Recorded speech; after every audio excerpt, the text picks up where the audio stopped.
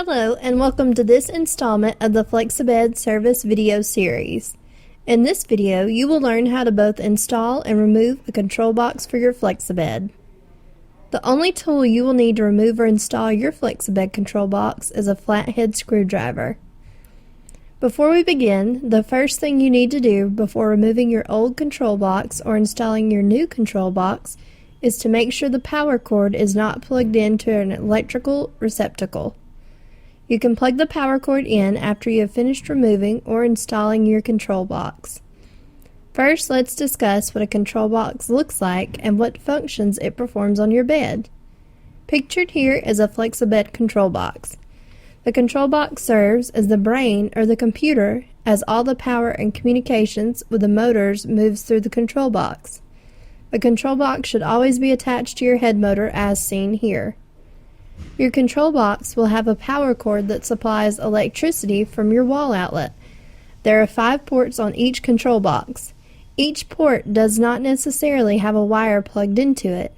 Depending on your bed's configuration, it may have as little as 2 ports with wires plugged in, or all 5 ports may have wires plugged in. The easiest way to find your control box is to follow the wires. All wires from the motors lead back to your control box as seen here.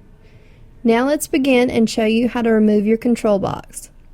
First, we need to remove the plug retainer clip from the control box so that all wires can be unplugged. The plug retainer clip can be removed by depressing the small tab at each end of the clip with a flathead screwdriver.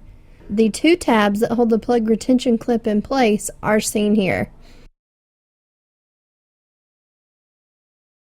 Depress the 2 tabs with your screwdriver as seen here and remove the plug retention clip.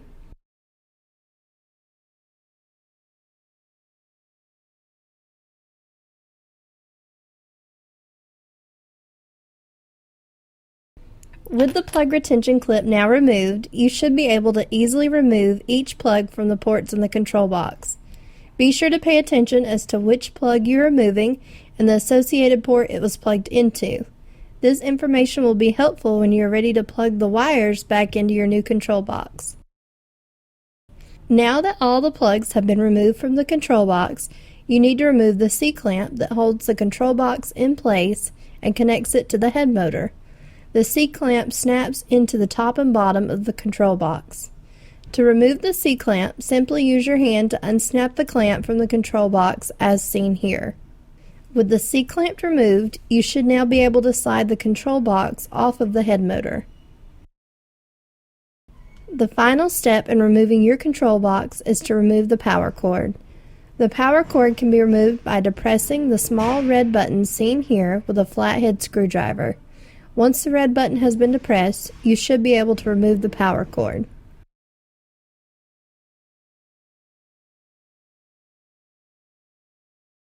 Now that you have removed your old control box, you will need to install a new control box. Before you begin, please make sure that your power cord is not plugged into an electrical receptacle. The power cord should be plugged in after you have completely finished installing the control box. The first step in installing your new control box is to insert the electrical plug into the control box as seen here.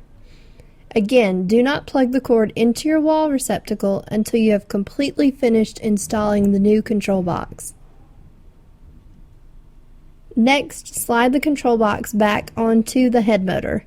You will notice the grooves in the control box should slide over the raised tracks on the cylinder of the head motor as denoted by these red arrows. Place the control box on the tracks as seen here and slide it all the way in. In order to secure the control box to the head motor, reattach the C-clamp to the top and bottom of the control box. Using your hand, attach the bottom side first and then the top. You should hear the clamp snap into place when positioned correctly.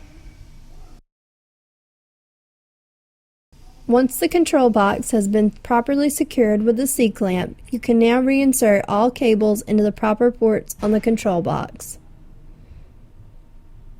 The short cable with a yellow ring coming from the head motor should be plugged into port number 1.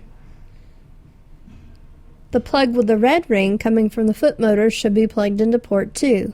If you have a bed equipped with a high-low motor, The motor with the red plug coming from the high-low motor should be plugged into port 3. If your bed is equipped with massage motors, the yellow plug coming from the massage system should be plugged into port number 4. The final port on the control box, port HB, will contain one of the following items. If you have a wired hand control, the white plug at the end of the cord should be plugged into port HB. If you have a wireless hand control and there is a second FlexiBed in your home, you will need to have a dongle, also called a dummy plug, plugged into port HB. If you have a wireless hand control and there is only one FlexiBed in your home, then nothing should be plugged into port HB. After you have finished installing all of the appropriate plugs into the ports, test your FlexiBed to make sure that all functions are working properly. Plug the power cord back into your electrical receptacle. If everything has been installed correctly, you are finished with installing your new control box. Please note that it is not required to reattach the plug retainer clip. This clip is used primarily to prevent damage during shipment of the bed. Thank you for watching this video. If you have any questions about service on your FlexiBed, please feel free to call our service department toll-free at 1-800-648-1256. We are open Monday through Friday from 9 a.m. to 5 p.m. Eastern Time. Thank you for making FlexiBed your bed for life.